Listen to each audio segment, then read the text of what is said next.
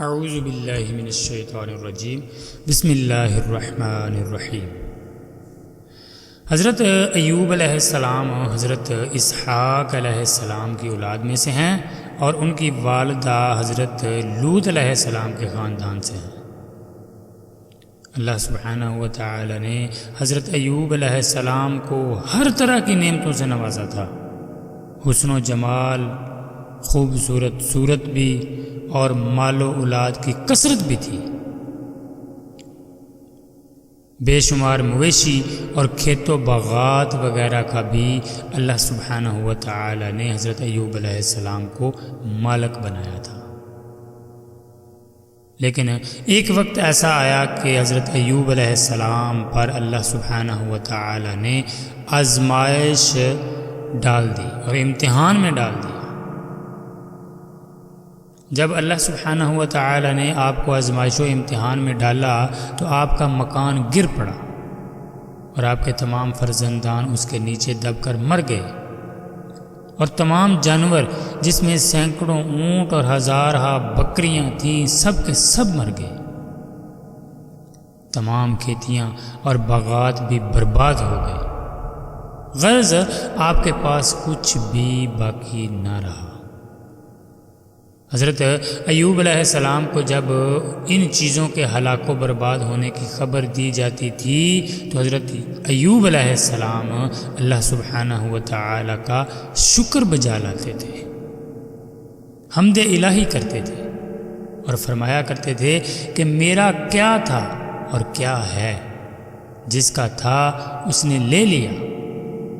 جب تک اس نے مجھے دے رکھا تھا میرے پاس تھا، جب اس نے چاہا لے لیا، میں ہر حال میں اس کی رضا پر راضی ہوں۔ اس کے بعد حضرت ایوب علیہ السلام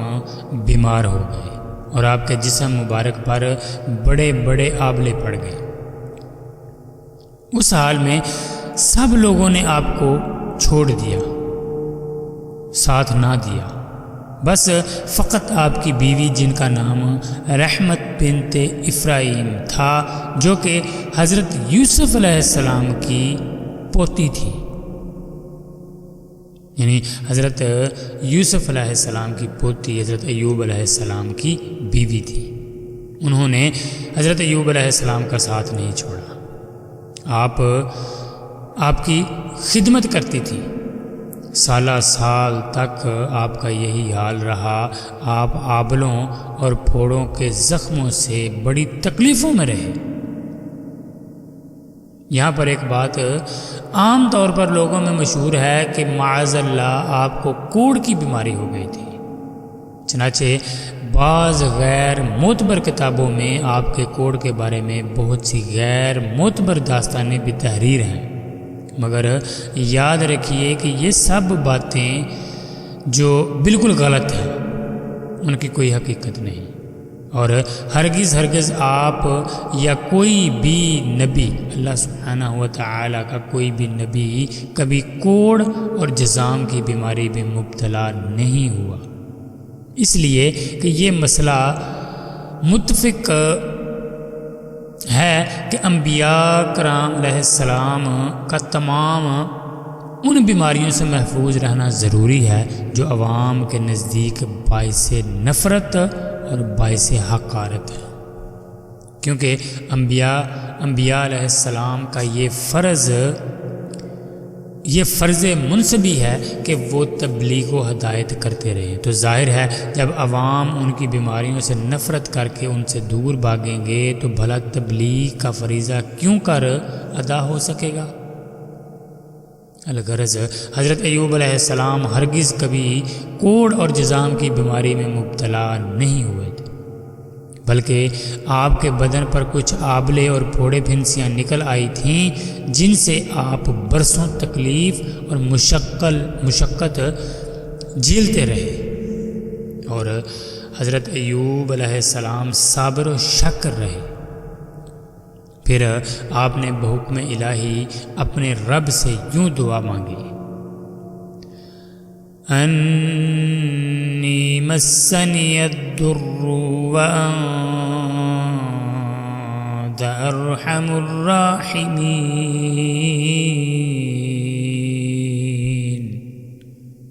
مجھے تکلیف پہنچی اور تو سب مہر والوں سے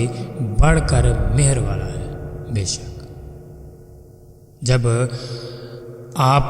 اللہ سبحانہ و تعالی کی آزمائش میں پورے اترے اور امتحان میں کامیاب ہو گئے تو آپ کی دعا مقبول ہوئی، اور ارحم الراحمین نے حکم فرمایا کہ اے ایوب علیہ السلام اپنا پاؤں زمین پر مارو۔ آپ نے زمین پر پاؤں مارا تو فوراً ایک چشمہ پھوٹ پڑا۔ اللہ سبحانہ و تعالی کا حکم ہوا کہ اس پانی سے غسل کرو، چنانچہ آپ نے غسل کیا تو آپ کے بدن کی تمام بیماریاں دور ہو گئیں۔ پھر آپ 40 قدم دور چلے تو دوبارہ زمین پر قدم مارنے کا حکم اللہ سبحانہ و تعالی کی طرف سے ہوا، اور آپ کے قدم مارتے ہی پھر ایک دوسرا چشمہ اللہ سبحانہ و تعالی کے حکم سے نمودار ہو گیا، جس کا پانی بے حد ٹھنڈا، بہت شیریں اور نہایت لذیذ تھا۔ آپ نے وہ پانی پیا تو آپ کے باطن میں نور ہی نور پیدا ہو گیا، اور آپ کو اعلیٰ درجے کی صحت و نورانیت حاصل ہو گئی، اور اللہ سبحانہ و تعالی نے آپ کی تمام اولاد کو دوبارہ زندہ فرما دیا، اور آپ کی بیوی کو دوبارہ جوانی بخشی اور ان کے کثیر اولاد ہوئی۔ پھر آپ کا تمام ہلاک شدہ مال و مویشی اور اسباب و سامان بھی آپ کو مل گیا، بلکہ پہلے جس قدر مال و دولت کا خزانہ تھا اس سے کہیں زیادہ اللہ سبحانہ و تعالی نے عطا فرمایا۔ اس بیماری کی حالت میں ایک دن آپ نے اپنی بیوی صاحبہ کو پکارا تو وہ بہت دیر کر کے حاضر ہوئیں۔ اس پر غصہ میں آ کر آپ نے ان کو 100 درے مارنے کی قسم کھا لی تھی، تو اللہ سبحانہ و تعالی نے فرمایا اے ایوب علیہ السلام آپ ایک جھاڑو سے ایک مرتبہ اپنی بیوی کو مار دیجئے، اس طرح آپ کی قسم پوری ہو جائے گی۔ چنانچہ اللہ سبحانہ و تعالی نے قرآن مجید فرقان حمید میں اس واقعہ کو اس طرح بیان فرمایا اُرْكُضْ بِرِجْلِكَ هَٰذَا مُغْتَسَلٌ بَارِدٌ وَشَرَابٌ وَوَهَبْنَا لَهُ أَهْلَهُ وَمِثْلَهُم مَّعَهُمْ رَحْمَةً مِّنَّا وَذِكْرَىٰ لِأُولِي الْأَلْبَابِ وَخُذْ بِيَدِكَ ضِغْثًا فَاضْرِب بِّهِ وَلَا تَحْنَثْ إِنَّا وَجَدْنَاهُ صَابِرًا نِعْمَ الْعَبْدُ إِنَّهُ أَوَّابٌ۔